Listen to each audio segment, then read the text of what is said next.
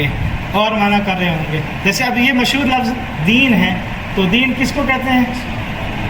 ہم دین تو شریعت کو کہتے ہیں نا. ہم کہتے ہیں مسلمان ہے، مسلمانوں کا کیا ہے؟ دین ہے. یہ مسلمانوں کا کیا ہے؟ طریقہ ہے. تو اس کو کیا کہا جاتا ہے؟ دین.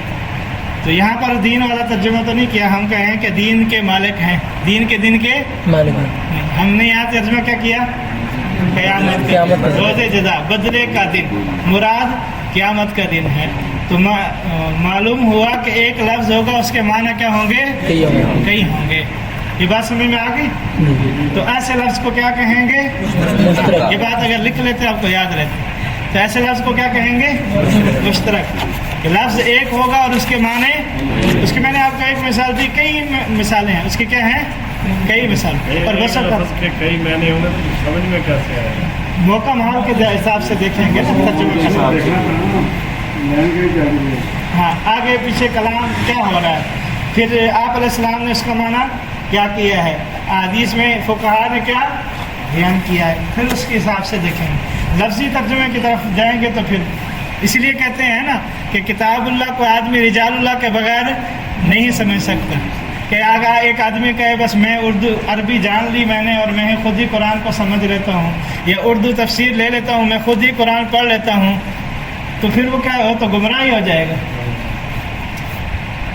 جس آدمی نے ایسے کیا ہے وہ گمراہ ہوا ہے کہ اردو ترجمہ لے لیا، اس نے اسی کے مطابق ترجمہ کیا، حالانکہ اس کے سامنے ساری احادیثیں نہیں ہیں، اس کے سامنے جو ہے سارے اقوال نہیں ہیں. تفسیر کو سمجھنے کے لیے 12 علوم کی ضرورت ہے. جو تفسیر پڑھانے والا ہے، اس لیے ہمارے درس نظام میں 12-14 علوم پڑھائے جاتے ہیں، جن میں سب سے پہلا علم ہے کہ اعراب. اگر لفظی غلطی ہو گئی نا تو اس میں بھی معنی کیا ہو جائے گا؟ تبدیل. جیسے انعمتا کا معنی ہوتا ہے تو نے انعام کیا. اگر ہم اس کو انعمتو پڑھ دیں، کیا پڑھ دیں؟ تو اس کا ترجمہ ہوگا میں نے.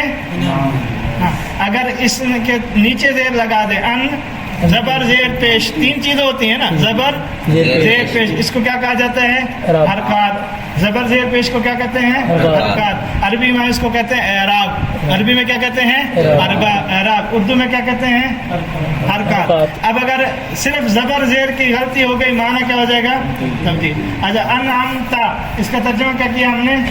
تو نے انعام کیا. اگر ہم اس کو پیش میں تبدیل انعمتو پڑھ دیا تو کیا ہوگا؟ میں نے انعام کیا. نماز فاسد ہو گئی. ٹھیک ہے. اب اگر یہ اعراب نہ لگا ہوا تو کیا ہو جاتی؟ غلطی. اب یہ کس نے بتائی؟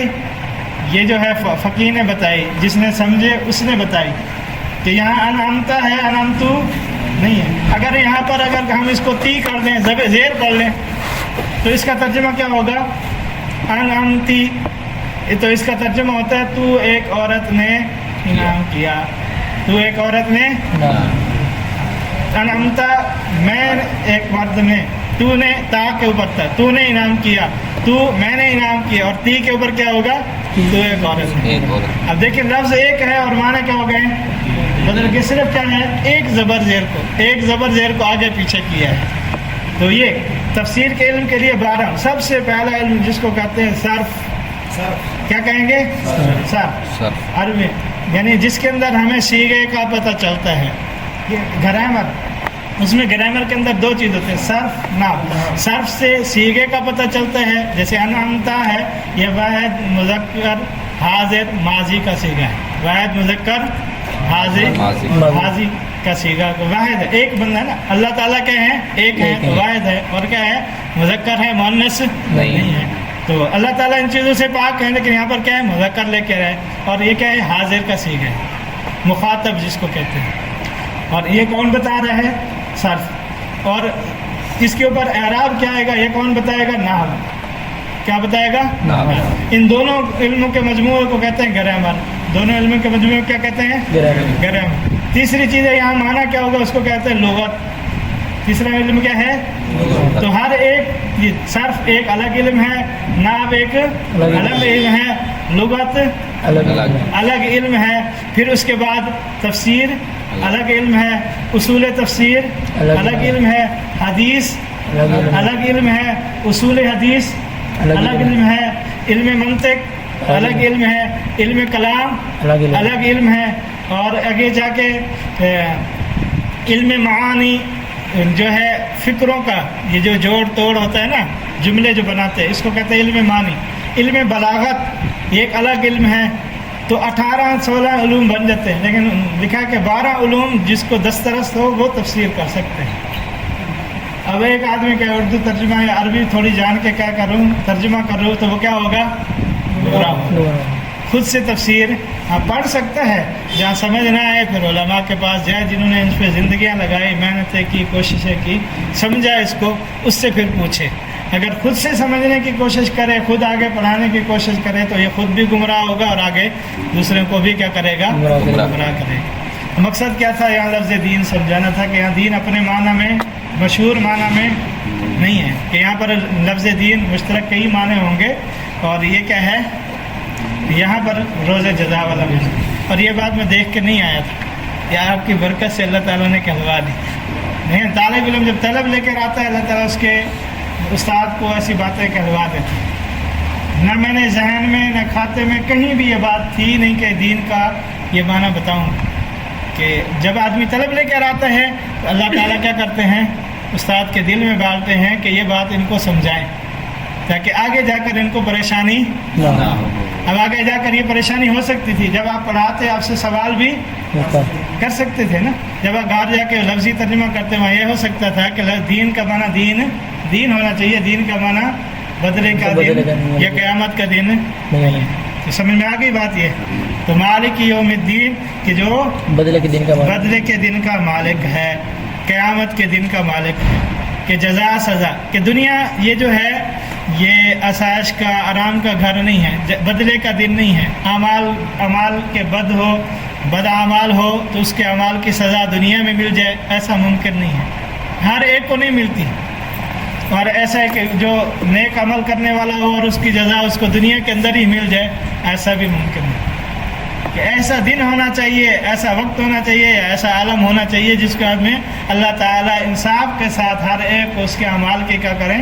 جزا اور سزا دیں۔ اور دنیا دار العمل ہے، دار الجزا نہیں ہے۔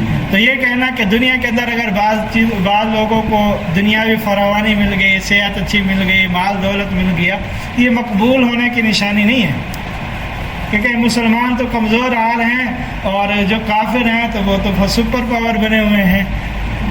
تو یہ اگر کامیابی کی نشانی ہوتی تو فرعون کامیاب ہوتا، اتنا مال تھا، اتنی دولت تھی کہ خدائی کے دعوے تک پہنچ گیا۔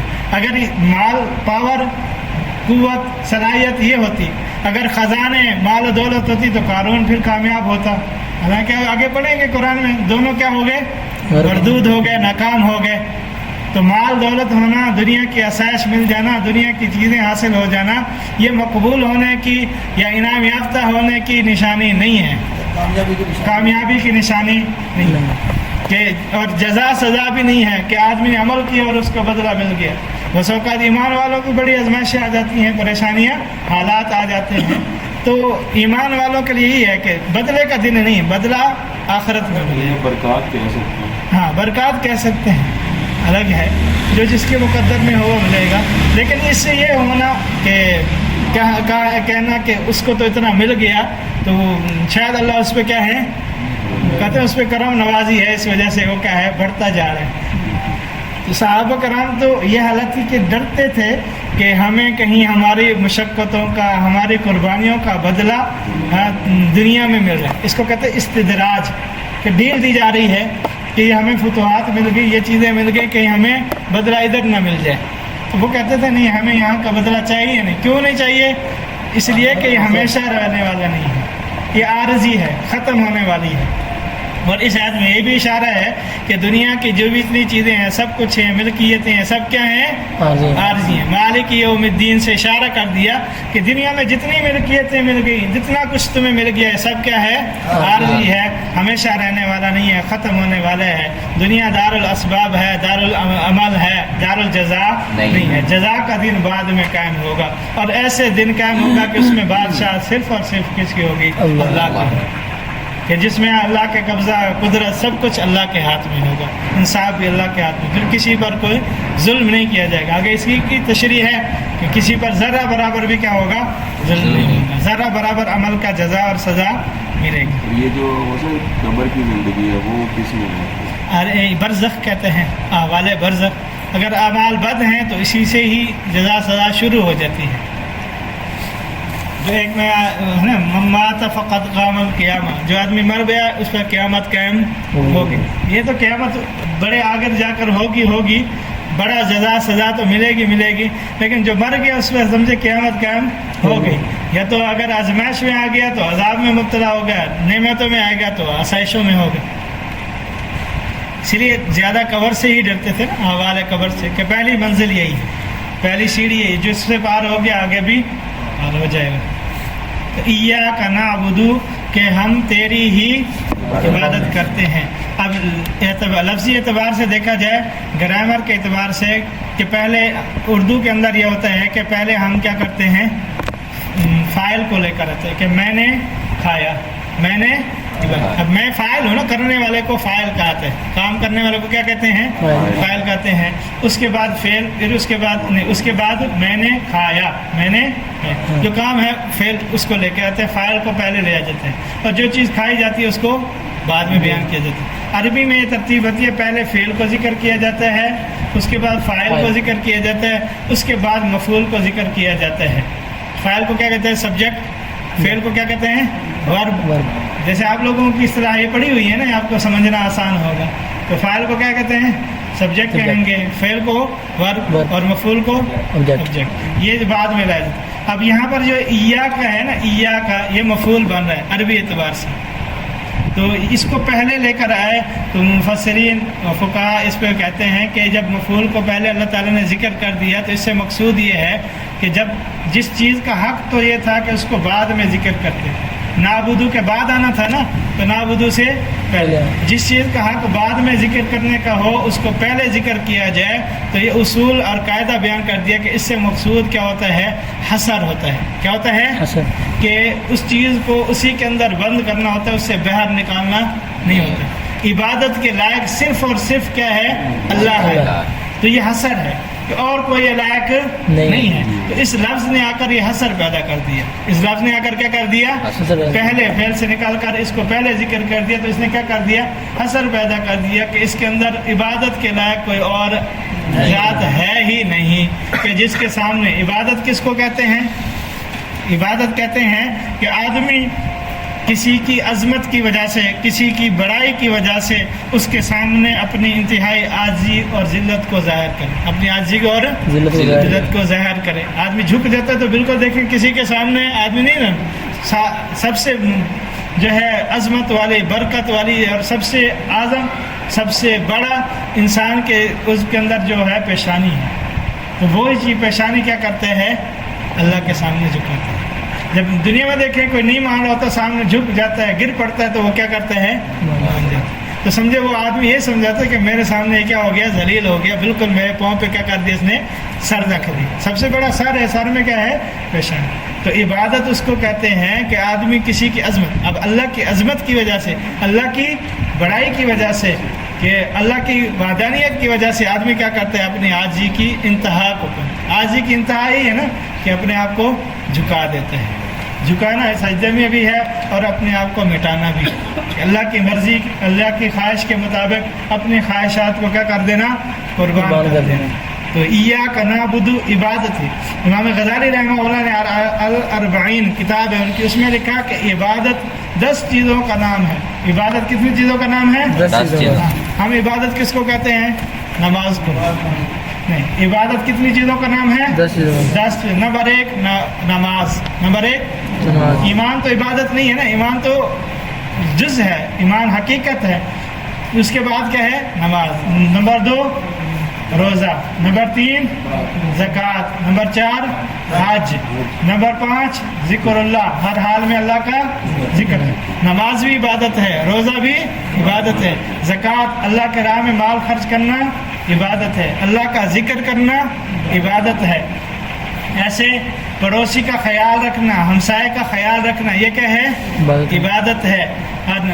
دوسروں کو نیکی کا حکم کرنا, इबादत है। दूसरों को बुराई से मना करना, रोकना, ये क्या है? इबादत है। ये इमाम गजाली रहमान ने इबादत की किस्में लिखी कि नमाज, रोज़ा, हज, ज़कात, तिलावत, ज़िक्रुल्लाह, है ना, दूसरों के साथ हमदर्दी, रहनुमाई, पड़ोसी, हमसाया, इनके साथ हुकूक अदा करना, ये इबादत। नेकी का हुक्म करना, बुराई से मना करना, इबादत। और आप अलैहिस्सलाम की सुन्नतों की इत्तबा करना, आप अलैहिस्सलाम की सुन्नतों की इत्तबा करना, ये भी क्या है? इबादत है। एक एक सुन्नत पे चलेंगे, वो भी क्या होगी? इबादत। तो इबादत का मफहूम सिर्फ नमाज पढ़ना नहीं। समझ में आ गई? इबादत क्या है? आम है। 10 चीज़ों का नाम उन्होंने लिखा, लेकिन हर खैर का काम क्या है? इबादत है। हर वो काम जो अल्लाह की रज़ा का सबब बने, हर वो काम अल्लाह की रज़ा का सबब बने, वो क्या है? इबादत है। और हर वो काम जो अल्लाह की नाराज़गी का सबब बने, वो क्या होगा? गुनाह। हर वो काम जिससे अल्लाह ताला, चाहे छोटा हो बड़ा हो, वो क्या होगा? गुनाह होगा। और हर वो काम जो अल्लाह की रज़ा का सबब बने, वो क्या होगा? इबादत। वैसे उन्होंने तशरीह के तौर पर बयान कर दिया कि 10 चीज़ों का नाम क्या है? इबादत है। तो इय्याका नअबुदु समझा है कि हम तेरी ही इबादत करते हैं। इबादत के साथ साथ क्या है कि इबादत के बाद इस्तानत, और हम तुझसे ही मदद चाहते हैं कि हर हाल में हर चीज़, जैसे शुरू में पढ़े, हर चीज़ का मालिक, खालिक, पैदा करने वाला क्या है? अल्लाह है। कुरान करीम में है कि कोई पत्ता भी अल्लाह की मर्जी, अल्लाह की मशीयत के बगैर नहीं गिरता। तो हर काम भी करने वाली ज़ात कौन सी है? अल्लाह की है। तो मदद भी किससे मांगी जाए? अल्लाह से। आप अलैहिस्सलाम ने भी यही तालीम दी, इज़स्तानता फस्ताइन बिल्लाह, इज़स्तानता फस्ताइन बिल्लाह। ये बच्चों को हदीसें छोटी याद करवाते हैं, हमने जो किताब पढ़ी थी उसमें भी थी आखिर में, इज़स्तानता फस्ताइन बिल्लाह, कि जब तू मदद मांगे, जब भी तू मदद मांगे तो किससे मांग? फस्ताइन बिल्लाह। तो यहाँ भी क्या कर रहे हैं? हम तुझसे ही, तेरी ही इबादत करते हैं और तुझसे ही मदद चाहते हैं कि अल्लाह की मर्जी के बगैर कोई काम नहीं हो सकता, अल्लाह की मदद के बगैर कोई काम नहीं हो सकता। तो मुसलमान के दिल में यह हर वक्त इस्तज़ार हो कि जो भी काम हो उसमें मदद करने वाली ज़ात कौन सी है? अल्लाह ताला की। तो ये क्या हो गई? तौहीद। तो यहाँ देखें, इसमें भी, इबादत में भी तौहीद, इससे इधर भी क्या है? तौहीद। तो कुरान का मरकज़ी मज़मून हर जगह चलेगा। मरकज़ी मज़मून क्या है? तौहीद है।